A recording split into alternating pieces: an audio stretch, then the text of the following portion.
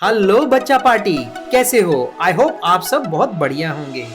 तो बच्चों, national common entrance test 2025 का नोटिफिकेशन आ गया है और नोटिफिकेशन और इंफॉर्मेशन बुलेटिन को देख करके पता चला है कि नया डिटेल्ड सिलेबस लैंग्वेज का भी आ चुका है। फिर वो इंग्लिश लैंग्वेज हो, हिंदी लैंग्वेज हो या कोई और लैंग्वेज हो, उन सब का डिटेल्ड सिलेबस हम यहां पे डिस्कस करने वाले हैं। चलिए, ये आपने देखा था हमारा थंबनेल। सो थंबनेल में लिखा था लैंग्वेज कैसे चूज करें, तो इसमें मैं आपको बताऊंगा क्योंकि कुछ बच्चों को प्रॉब्लम है, कुछ बच्चों को समझ में नहीं आ रहा है कि लैंग्वेज कैसे चूज करने हैं, लैंग्वेज क्या होती है, कितनी लैंग्वेज चूज करनी है, कौन कौन सी चूज करती है। बहुत सारे क्वेश्चन पिछले 3-4 वीक से मेरे पास आ रहे थे। I was getting lots and lots of question, तो मैंने सोचा क्यों ना एक फुल एंड फाइनल वीडियो ही बना दिया जाए जिससे मेरे सब बच्चों का लैंग्वेज को लेके एनसीईटी में प्रॉब्लम सॉल्व हो जाएगा। राइट? सो लैंग्वेज कैसे चूज करेंगे और क्या लैंग्वेज का सिलेबस चेंज हुआ है? सो यस, लैंग्वेज का सिलेबस भी चेंज हुआ है। उन सब के बारे में इस वीडियो में हम बात करेंगे। चलिए, सबसे पहले लैंग्वेज क्या है समझ नहीं आ रहा। ये एक बच्चे का कमेंट था, उसे समझ ही नहीं आ रहा था कि लैंग्वेज का मतलब क्या होता है। वो बहुत कंफ्यूज्ड थी कि मुझे बाद में समझ में आया कि वो लैंग्वेज को समझ रही है मीडियम ऑफ इंस्ट्रक्शन। ठीक है, एक होती है लैंग्वेज जिस सब्जेक्ट, एक होता है लैंग्वेज जिसे मीडियम ऑफ इंस्ट्रक्शन बोलते हैं। इन दोनों चीजों को हम यहां पर एक बार फिर से समझ लेते हैं। आप भी इसको ध्यान से सुनिए, आपके भी बहुत सारे डाउट्स क्लियर हो जाएंगे। ये देखिए, लैंग्वेज जो है वो दो टाइप है। यहां पहला क्या होता है? लैंग्वेज। लैंग्वेज होता है, उसको लैंग्वेज ना बोल करके हम ज्यादातर बोलते हैं medium. Medium of NCET paper. Medium, medium मतलब जो भी आपके पास क्वेश्चन पेपर आएगा ना, वो कौन सी भाषा में लिखा होगा। आप उसको पढ़ेंगे ना और आंसर देंगे तो कौन सी भाषा में होगा? वो हिंदी भाषा में होगा वो पेपर, या इंग्लिश भाषा में होगा, या आपको इंग्लिश या हिंदी नहीं समझती तो क्या वो आपकी मदर टंग में होगा, क्या वो उड़िया भाषा में होगा, क्या वो तेलुगु भाषा में होगा, क्या वो तमिल भाषा में होगा। सो दिस भाषा medium, okay, this is medium. तो यहां पे लैंग्वेज की जगह अगर आप वर्ड यूज करेंगे ना, मीडियम ऑफ पेपर, वो ज्यादा बेटर रहने वाला है। समझ में आया कि किस भाषा में, किस लैंग्वेज में पेपर आपके सामने आएगा जब आप उसको पढ़ेंगे। राइट? ये देखिए, ये है वो medium of examination. So what they are saying is medium of question paper drawing from the national education policy NEP, मतलब एनईपी को ध्यान में देते हुए एनसीईटी 2025 will be conducted in these languages. इन सब लैंग्वेजेस में इसको कंडक्ट किया जाएगा। कौन कौन सी भाषा में? English, Hindi, Assamese, Bengali, Gujarati, Kannada, Malayalam, Marathi, Odia, Punjabi, Tamil, Telugu, Urdu. ये क्या है? ये है मीडियम ऑफ इंस्ट्रक्शन। मतलब आपका जो पेपर आएगा वो कौन सी भाषा में लिखा होगा। हो सकता है कोई बच्चा मलयाली है, उसको मलयालम लैंग्वेज आती है, उसको हिंदी लैंग्वेज नहीं से समझ में आती, इंग्लिश लैंग्वेज नहीं समझ में आती, तो वो पेपर का मीडियम ऑफ एग्जामिनेशन क्या लेगा? Medium of examination will be Malayali या मलयालम। राइट? जिसको गुजराती आती है वो सोचेगा कि काश मेरा पूरा पेपर, काश मेरा मैथ्स का पेपर, साइंस का पेपर, काश मेरा जीटी का पेपर, टीचिंग एप्टीट्यूड का मेरा पेपर गुजराती में होता तो मुझे ज्यादा बेटर समझ में आता। तो वो मीडियम ऑफ एग्जामिनेशन क्या लेगा, मीडियम ऑफ इंस्ट्रक्शन क्या लेगा? गुजराती लेगा। समझ में आया? तो यहां पे गुजराती जो बात हो रही है, या मलयालम की बात हो रही है, या इंग्लिश या हिंदी की बात हो रही है, this is medium of instruction. यानी आपके पास जो क्वेश्चन पेपर आएगा वो कौन सी भाषा में लिखा हुआ होगा। I think this is clear. Right?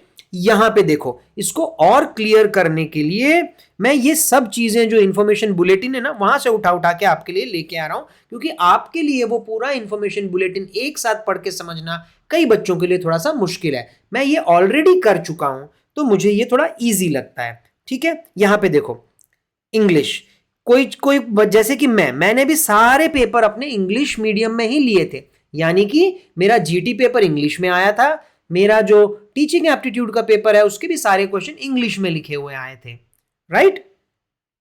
तो ज्यादातर हमारी इंडिया में जो सेंटर्स हैं वहां पर इंग्लिश में पेपर आता है, और कभी कभी साथ में हिंदी में भी क्वेश्चन पेपर प्रिंट होके आता है। इंग्लिश फिर उसके बाद हिंदी, फिर इंग्लिश फिर उसके बाद हिंदी। तो कभी कभी आपको क्या है, हिंदी मीडियम से जो दे रहा होगा या जो इंग्लिश मीडियम से दे रहा होगा जो बच्चा, करेक्ट, वो कभी कभी क्या कंफ्यूजन में, क्वेश्चन में थोड़ा सा कंफ्यूजन होता है, तो ऐसे में वो कई बार हिंदी का सहारा भी ले सकते हैं।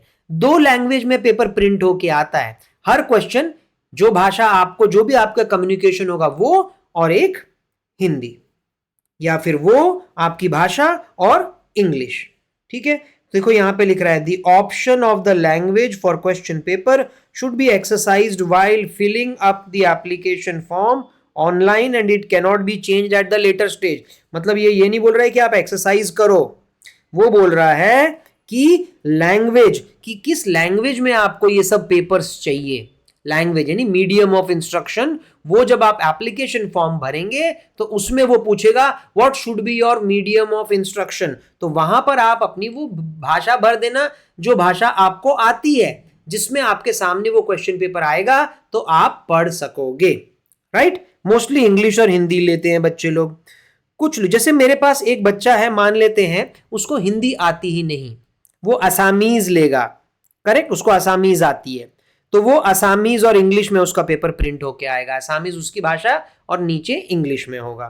तो जो बच्चा बंगाली लेगा, जैसे वेस्ट बंगाल के बहुत सारे बच्चे हैं, त्रिपुरा में रहने वाले, अंडमान निकोबार में, हो सकता है उनको सिर्फ बंगाली आती हो, तो उनका पेपर बंगाली एंड इंग्लिश में छपा हुआ आएगा, बिकॉज इंग्लिश हर बच्चा थोड़ा बहुत तो पढ़ ही लेता है, राइट। हिंदी की प्रॉब्लम आ सकती है हमारे साउथ इंडियन स्टेट्स में, कई बार हिंदी की प्रॉब्लम आती है हमारे नॉर्थ ईस्ट स्टेट्स में, राइट। तो वहां के जो पेपर्स होते हैं एनसीईटी के, वो उनकी मातृभाषा में और साथ में इंग्लिश में छपे हुए होते हैं हेल्प करने के लिए। जैसे गुजरात के पेपर्स होंगे वो गुजराती में और इंग्लिश में, फिर डिपेंड करता है आपने लिया है कि नहीं, राइट। सो एग्जामिनेशन सेंटर जो गुजरात के होंगे, दमन दीव के होंगे, दादरा नगर हवेली के बच्चे होंगे, वो लोग गुजराती मीडियम से अगर उन्होंने पढ़ाई करी होगी तो वो अपना पेपर गुजराती मीडियम में भी दे सकते हैं, इंग्लिश मीडियम में देने की कंपलसरी नहीं है। कन्नड़ा वाले अपने कन्नड़ा भाषा में दे सकते हैं, मलयालम, ठीक है, मलयालम लैंग्वेज में दे सकते हैं। मीडियम ऑफ इंस्ट्रक्शन की बात हो रही है, ये सब मीडियम ऑफ इंस्ट्रक्शन। समझ में आया आपको? ओके, मैक्सिमम बच्चों को इंग्लिश समझ में आती है तो वो मीडियम ऑफ इंस्ट्रक्शन इंग्लिश ही लेते हैं। कुछ बच्चे हिंदी लेना चाहें तो हिंदी भी ले सकते हैं मीडियम ऑफ इंस्ट्रक्शन, और अपनी कोई मातृभाषा भी मीडियम ऑफ इंस्ट्रक्शन आप ले सकते हो, कोई प्रॉब्लम नहीं है, कोई प्रॉब्लम आगे नहीं आएगी। आगे चलते हैं, ये देखो, सो लैंग्वेज क्या है उस बच्चे को समझ में नहीं आ रहा था, बाद में मुझे समझ में आया कि वो कंफ्यूज हो रहा है। तो एक तो मैंने अभी आपको ये समझा दिया, मीडियम ऑफ इंस्ट्रक्शन, लैंग्वेज का मतलब होता है मीडियम ऑफ इंस्ट्रक्शन, तो medium of instruction word use करो, क्योंकि लैंग्वेज वर्ड हम यहां पे यूज करते हैं। जो हमारा एनसीईटी 2025 का पेपर होता है उसमें 7 सब्जेक्ट्स आते हैं। 7 सब्जेक्ट्स कौन से? एक सब्जेक्ट होता है जीटी जनरल टेस्ट, एक सब्जेक्ट होता है टीचिंग एप्टीट्यूड, और जो 3 डोमेन जो आपको चाहिए होते हैं डिपेंडिंग अपॉन आप बीएससी बैकग्राउंड के हैं या बीकॉम बैकग्राउंड के हैं या बीए बैकग्राउंड के हैं, तो ये 3 डोमेन सब्जेक्ट होते हैं। और ये जो 2 हैं, ध्यान देना यहाँ पे, ये 2 पेपर हैं, पेपर नंबर 1, पेपर नंबर 2, ये सेक्शन 1 के जो 2 पेपर होते हैं ये लैंग्वेज पेपर होते हैं। यहां आपको मीडियम ऑफ इंस्ट्रक्शन नहीं पूछ रहे हैं, यहां आपसे हिंदी के बारे में पूछा जाएगा, हिंदी के बारे में, इंग्लिश के बारे में पूछा जाएगा। मीडियम ऑफ इंस्ट्रक्शन आप कोई भी चूज कर सकते हैं, यहां पर ये बात हो रही है लैंग्वेज के बारे में, सब्जेक्ट के बारे में बात हो रही है। आपको इसको मैं और एक तरीके से समझाने की कोशिश करता हूं। देखो यहां पर एक एग्जाम्पल है, इससे आपको एकदम क्रिस्टल क्लियर समझ में आ जाएगा। देखो यहां पर एक क्वेश्चन आपके सामने है, यदि वक्र 2y² सो एंड सो के स्पर्श रेखा की प्रवणता बिंदु, जो भी कुछ है मैं पढ़ नहीं पा रहा हूं, ये हिंदी मीडियम है, ये हिंदी मीडियम में लिखा गया है, मतलब हिंदी में लिखा गया है, ये कुछ जो भी कुछ चीज लिखी गई है वो हिंदी में लिखी गई है, तो यहां मीडियम ऑफ इंस्ट्रक्शन हिंदी है, राइट। ऐसे मेरा मीडियम ऑफ इंस्ट्रक्शन इंग्लिश था, पर ये हिंदी का पेपर नहीं है, करेक्ट। इसमें कोई संज्ञा, सर्वनाम, क्रिया, विशेषण वो नहीं। ये बात किसके बारे में हो रही है? मैथ्स के टॉपिक के बारे में बात कर रहे हैं, हिंदी में बात कर रहे हैं। तो हिंदी में ये पेपर लिखा गया है, तो मीडियम ऑफ इंस्ट्रक्शन हिंदी है, पर यहां सब्जेक्ट ये कौन सा है? ये सब्जेक्ट है मैथ्स। तो वैसे ही आपके जो दो सब्जेक्ट होते हैं, कौन कौन से? एक मिनट, ये दोनों यहां पे, ठीक है। मैं एक बार इसको फिर से आपको मिटा करके दिखा देता हूं। हम बात कर रहे हैं ये दोनों सब्जेक्ट के, तो ये लैंग्वेज सब्जेक्ट होते हैं, ठीक है। आप बोलेंगे सर लैंग्वेज में कौन कौन से सब्जेक्ट आ सकते हैं? तो वो मैं आपको बताता हूं कि लैंग्वेज में, अब आप दोनों चीजें समझ गए, मीडियम ऑफ इंस्ट्रक्शन अलग होता है और लैंग्वेज एज अ सब्जेक्ट अलग होता है। तो ये देखो, ये रहा वो सेक्शन 1, और बोला है कि टोटल 38 लैंग्वेजेस हैं, उनमें से आप कोई 2 लैंग्वेजेस चूज कर लीजिए। Select any 2 languages. लैंग्वेज 1, पहले को लैंग्वेज 1 बोलूंगा मैं, दूसरे को बोलूंगा लैंग्वेज 2।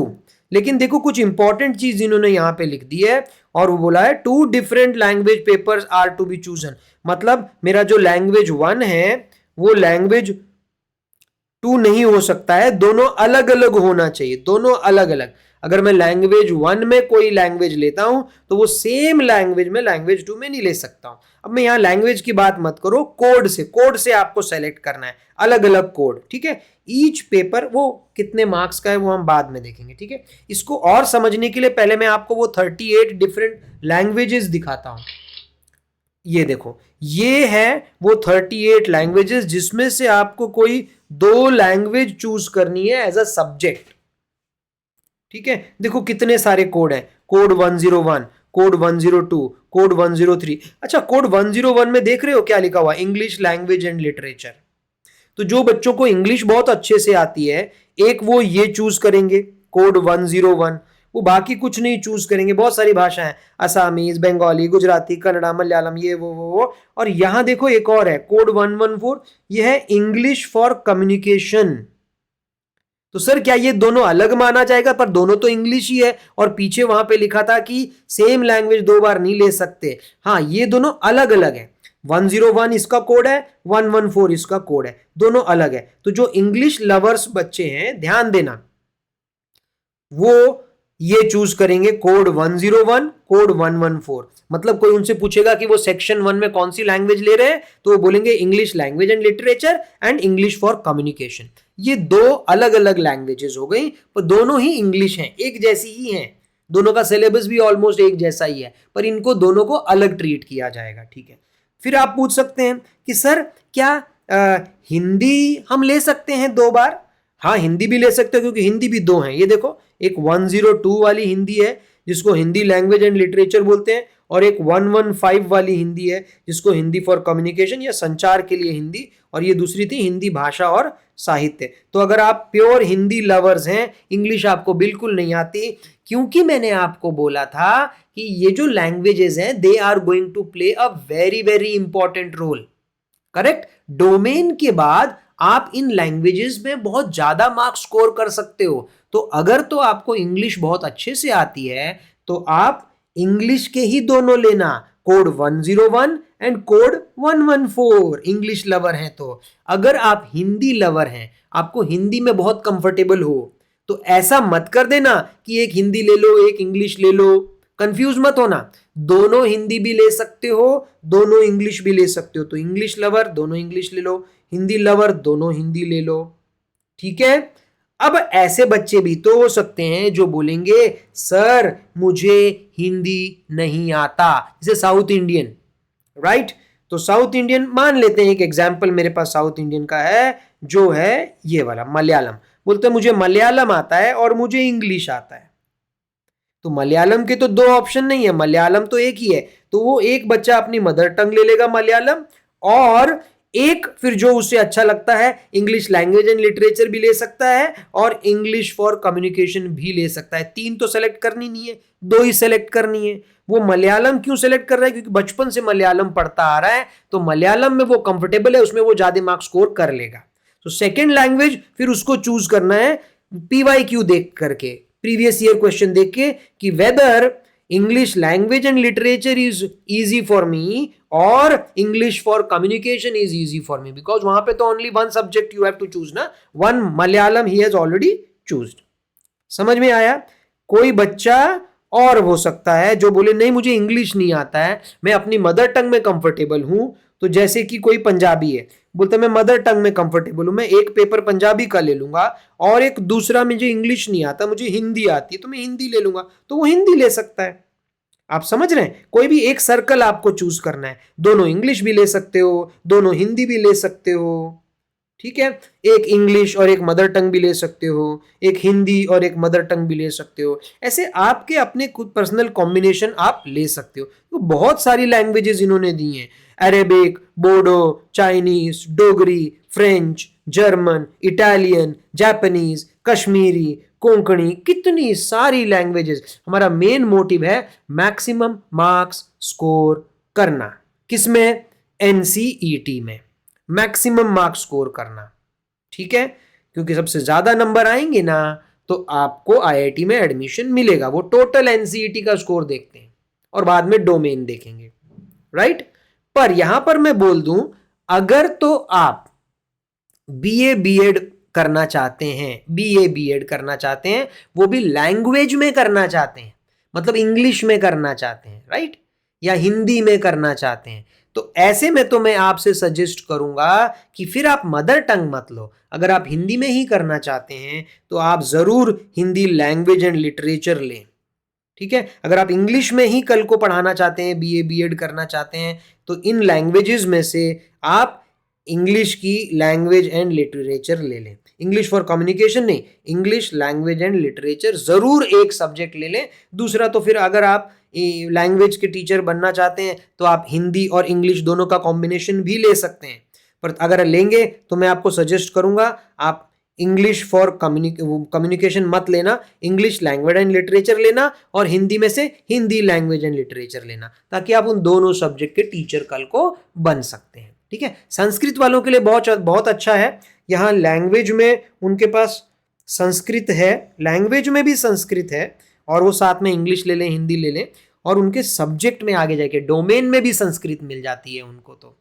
तो कोई अगर संस्कृत का टीचर बनना चाहता है तो वो लैंग्वेज में भी संस्कृत ले ले और डोमेन में भी संस्कृत ले ले, तो बहुत जबरदस्त हो जाएगा उसका कॉम्बिनेशन, ठीक है। आगे चलें। ओके, एक क्वेश्चन मेरे सामने आया था जब मैं बच्चों की क्वेरीज दूर कर रहा था, can we take both English? देखो मैंने बता तो दिया कि दोनों इंग्लिश ले लो या बोथ हिंदी ले लो, मैंने बोला क्योंकि अगर आप एक इंग्लिश एक हिंदी ले लोगे, आप अगर इंग्लिश मीडियम के हो तो हिंदी में कम मार्क्स स्कोर करोगे, और अगर आप बेसिकली हिंदी मीडियम के हो और आपने इंग्लिश ले लिया तो आप इंग्लिश में कम स्कोर करोगे। तो या तो दोनों इंग्लिश ले लो या दोनों हिंदी ले लो। कहाँ पे था ये? मैं यहाँ पे बोल रहा था ना, इंग्लिश लवर वाले कोड 111, 101, 114, और हिंदी लवर्स वाले कोड 102 और कोड 115। तो वो बच्चे का सवाल बहुत जेन्युइन था, उसने बोला आर यू श्योर? बच्चे हर बार ये पूछते हैं आर यू श्योर, कुछ गड़बड़ तो नहीं हो जाएगा, गड़बड़ तो नहीं हो जाएगा, कल को प्रॉब्लम तो नहीं हो जाएगी मुझे। तो देखो उसके लिए मैंने अब और मैं क्या करूं, मैं अपना एडमिट कार्ड का मैंने स्क्रीनशॉट लिया है। ये देखो date of examination last year हुआ था मेरा, एडमिट कार्ड का एक छोटा सा पार्ट जहां पे वो लैंग्वेजेस लिखी रहती हैं, ठीक है, मीडियम के साथ।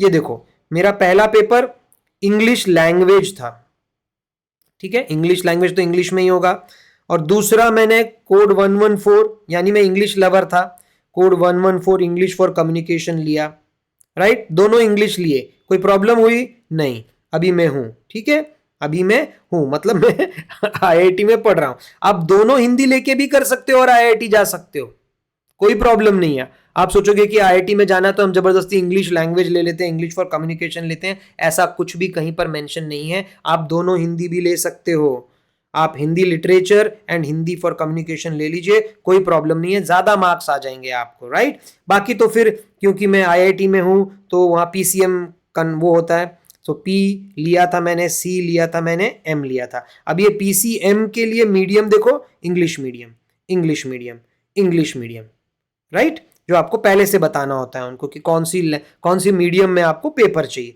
जनरल टेस्ट वो तो कंपलसरी मैंडेटरी होता है, वो भी इंग्लिश मीडियम में आया था। टीचिंग एप्टीट्यूड वो भी इंग्लिश मीडियम में आया था। तो आई होप अब आपको क्लियर हो गया होगा, राइट, कि आप दोनों इंग्लिश ले सकते हैं, इसी तरीके से दोनों हिंदी भी ले सकते हैं, राइट। और मीडियम में और इंग्लिश लैंग्वेज में जो सेक्शन 1 की है उनमें डिफरेंस क्या है वो भी क्लियर हो गया। Okay, very good. अब ना थोड़ा सा देख लेते हैं सिलेबस फॉर इंग्लिश लैंग्वेज क्या है। कोड 101 या 114 जो भी है, एक बार मैं इसको आपको समझा देता हूं। इन्होंने क्या किया है, हर भाषा के लिए यही फॉर्मेट है, सारे लैंग्वेज 38 लैंग्वेजेस ना, सबके लिए फॉर्मेट यही है। ये कॉमन सिलेबस है सबके लिए, सारे लैंग्वेजेस के लिए, वेदर इंग्लिश लैंग्वेज लिटरेचर हो, इंग्लिश कम्युनिकेशन हो, या हिंदी लैंग्वेज लिटरेचर हो, हिंदी कम्युनिकेशन हो, डोगरी हो, तेलुगु हो, कोई भी हो, जो भी लैंग्वेज हो गए सेक्शन 1 के 2, उनका सिलेबस यही आपके सामने है। यहां मैं आपके सामने दोनों सिलेबस लेके आया हूं। ये जो आपको दिखाई दे रहा है ये 2025 का है, ठीक है, और ये जो इस तरह दिख रहा है ये वाला जिसको मैं अभी टच करके सर्कल कर रहा हूं, ये 2024 का था।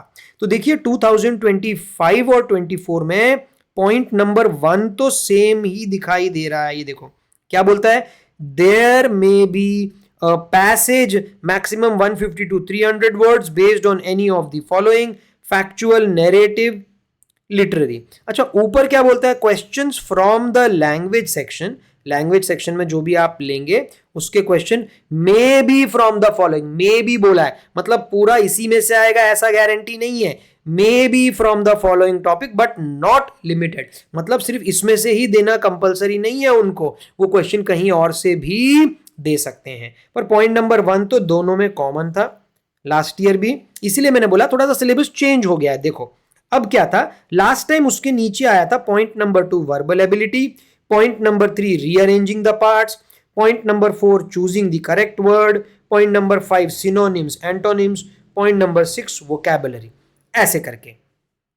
तो आप इंग्लिश हैं तो इंग्लिश में choosing the correct word, synonym antonym, Hindi है तो हिंदी में सिनोनिम एंटोनिम, या कोई दूसरी भाषा है तो उसमें सिनोनिम एंटोनिम वोकैबुलरी। पर ये जो सारा सब कुछ मैं बता रहा हूं ये लास्ट ईयर का सिलेबस था। अब इस साल के सिलेबस में उन्होंने ये सब नीचे नहीं लिखा है, इन्होंने कुछ और ही लिख दिया। इन्होंने लिखा है the remaining topics will include letter writing, हो सकता है essay writing, okay, precise writing and other writing skills, notice, advertisement, मतलब बहुत कुछ ग्रामर डाल दिया है, ईमेल राइटिंग, ग्रामर के रूल्स एंड एरर स्पॉटिंग, ठीक है, word formation, vocabulary, common errors in letter writing, tenses, verb formation, ये सब इस बार का नया वाला सिलेबस है।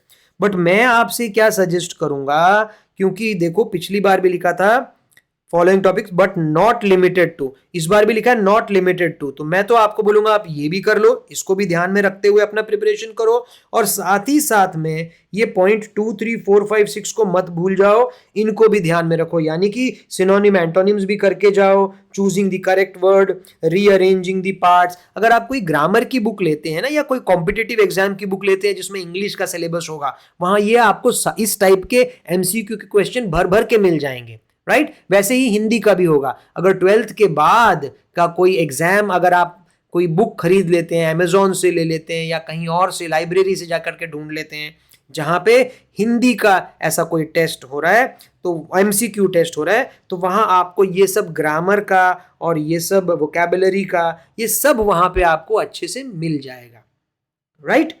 अगर आपको ये सब चीजें थोड़ी और समझनी है और बेटर आइडिया लेना है, ठीक है, इंग्लिश लैंग्वेज का पेपर कैसा होता है, कम्युनिकेशन का पेपर कैसा होता है, हिंदी लैंग्वेज हिंदी कम्युनिकेशन का पेपर कैसा होता है, दूसरी लैंग्वेजेस का तेलुगु का, उड़िया का पेपर कैसा आता है, अगर आपको बिल्कुल पता ही नहीं है और ये आपका पहला वीडियो है मेरे साथ, तो ऐसे में मैं आपको बता दूं कि मैंने ये सब PYQs अपने चैनल पर डाले हुए हैं। लास्ट ईयर के मैंने ये सारे PYQ बहुत मेहनत करके मैंने बहुत सारे PYQ, तो जब आप मेरे चैनल पे जाएंगे IIT ITP स्टूडेंट, तो वहां पर भाई आपका मोबाइल हो या आपके पास लैपटॉप हो या आपके पास टैबलेट हो, किसी में भी under home button, home button में जैसे ही आप जाएंगे या आप ओपन करते ही होम बटन पर पहुंचते हैं, तो होम बटन पर पहुंचते ही उसमें जब आप नीचे स्क्रॉल करेंगे तो वहां पर एक ऐसे PYQ का टैब आपको दिखाई देगा, प्रीवियस ईयर NCET 2024 के क्वेश्चन। उसमें बहुत सारे आपको देखो प्लेलिस्ट यहां पे दिखाई दे रही हैं। इन प्लेलिस्ट में से एक प्लेलिस्ट का नाम है PYQ NCET 2024 ऑल लैंग्वेजेस। इसमें मैंने इंग्लिश के लैंग्वेज और कम्युनिकेशन, हिंदी के लैंग्वेज और कम्युनिकेशन और बाकी सारी लैंग्वेजेस, ओके, तेलुगु, तमिल, गुजराती, सबके क्वेश्चन नहीं विद आंसर्स। याद रखना ये सारे जो PYQ हैं विद आंसर्स हैं, क्वेश्चन और उनके साथ उनके करेक्ट आंसर्स के साथ मैंने यहां पे डाले हैं। तो आप प्लीज इनका फायदा उठाइए। अच्छे लगेंगे अगर आपको ये सब चीजें, तो प्लीज चैनल को लाइक कर दीजिए। आपके लाइक से या आपके एनकरेजिंग कमेंट से मुझे बहुत हेल्प मिलती है ऐसे सब्जेक्ट या ऐसे टॉपिक और क्रिएट करने के लिए। या अगर आपके पास कोई प्रॉब्लम है तो वो प्रॉब्लम आप शेयर करिए कमेंट में, ताकि मैं अपना अगला वीडियो भी उसी पर बना सकूं।